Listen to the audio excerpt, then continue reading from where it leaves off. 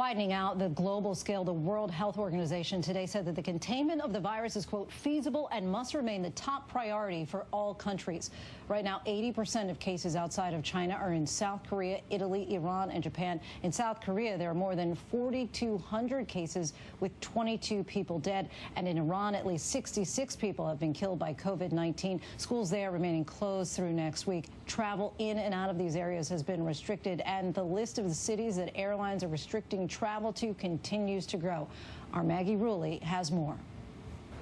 Tonight, some of Italy's most famous tourist sites, from Milan to Rome, deserted. The number of coronavirus cases there spiking 120% in the last 48 hours to more than 1,800 cases. Delta and American Airlines now suspending all flights to Milan. This as the U.S. State Department's issuing its highest travel warning for parts of Italy and South Korea. We want to lower the amount of travel to and from the most impacted areas. This is a basic containment strategy. American college students sent home from their studies in Italy, reuniting with their families. Syracuse University student Eli Schwemmler was forced to return from Florence. When arriving in America last Friday, he says there was no screening. I was not stopped or tested for a fever or anything, which kind of surprised me. I figured they'd at least take my temperature, but none of that happened. Tonight, fears rippling across the globe. In Paris, the Louvre shuttering for a second day. Museum workers concerned about exposure. In Japan, a marathon that normally has about 30,000 runners reduced to a few hundred elite competitors. 12 million students shut out of school today.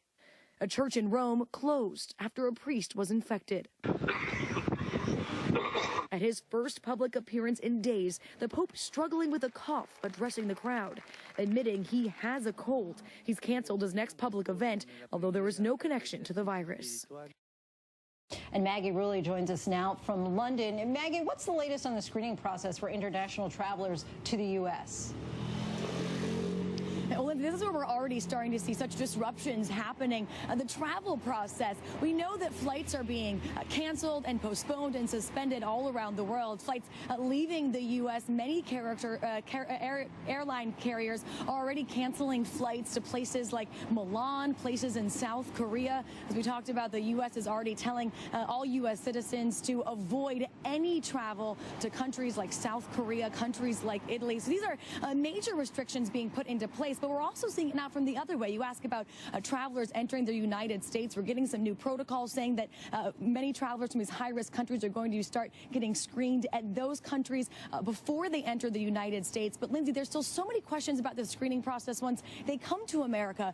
Many people have reported saying that they came from countries like Italy. We spoke with one student who was sent back from a study abroad program in Italy, and he says that he was never screened when he landed. His temperature was never taken. So there's still this confusion about, what flights are canceled, what the process is really like. The airlines are aware of this. They are starting to offer some cancellation fees to certain countries. We know certain airlines like JetBlue as well as Delta, if you're flying to certain cities in Italy, you can have a waiver for that flight. But again, Lindsay, there's just still so much unknown. And Maggie, of course, we're seeing the number of cases grow across many countries, but it sounds like there's some positive news out of China. Yeah, we are seeing some cautiously optimistic numbers out of China. And I want to say that's very cautious, but the early numbers are in. We're seeing they had the lowest reported cases in the last 6 weeks. And this was what is kind of wild, Lindsay. When you look at the world as a total, we are seeing cases sort of pop up everywhere else, which is scary. But think of it this way as well. Over the past 24 hours, there was 9 times as many cases outside of China that were reported inside of China. So at least this epicenter where it all started, we are starting to see maybe a turning point, maybe the beginnings of this virus slowing down. Again, this is all very, very early, but if we're looking for a silver lining, looking for some positive news, many people are looking towards that today. Yes, we will certainly take that silver lining. And what are some of the unique ways that you've seen people react to the virus? Lindsay, I have to say something that amazes me is that I've seen so many more people just washing their hands and using wet wipes, using Perel. I've taken a lot of flights the last couple of weeks, and more people, I see them wiping down the armrest. But where we're really seeing some unique and unusual ways are how people are sort of resorting to face masks. We know there is this global shortage. There is, fear and panic about running out of these things. All over the world, we've seen people resorting to things like orange peels over their faces or even, napkins.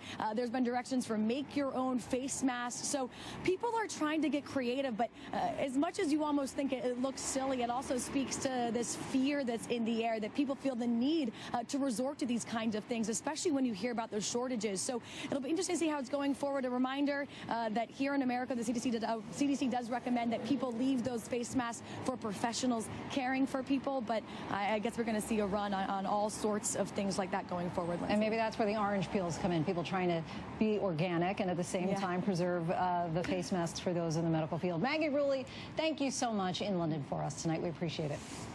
And now to the White House, where President Trump today is once again sounding an optimistic note on the administration's efforts to address the coronavirus outbreak. The president meeting this afternoon with top pharmaceutical executives to discuss how they can accelerate efforts to develop a vaccine and treatments for COVID-19.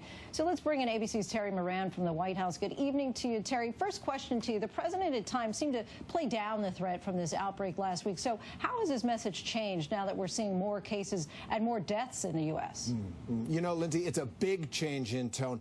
Last week, as you point out, when the virus was arriving in the United States, it was clear, the evidence showed, the president went to his tried and tested playbook. He downplayed the threat, kind of happy-talked it. He sweet-talked the markets, and he went after, in mean tweets and at one of his rallies, the Democrats and the media for, in his view, exploiting the virus. And it was the latest hoax, he said, to go after him. Very different now. Meeting with pharmaceutical company chiefs, he was very sober, very serious. And here at the White House, a place where you have not seen regular press briefings in years. Vice President Mike Pence, who's the head of the coronavirus task force, says he will be holding daily briefings here from that podium with the task force. The public health experts are finally stepping forward. And one sign of that, when the vice president was asked a question by a reporter, he said, you know, I'm going to let the experts answer that one.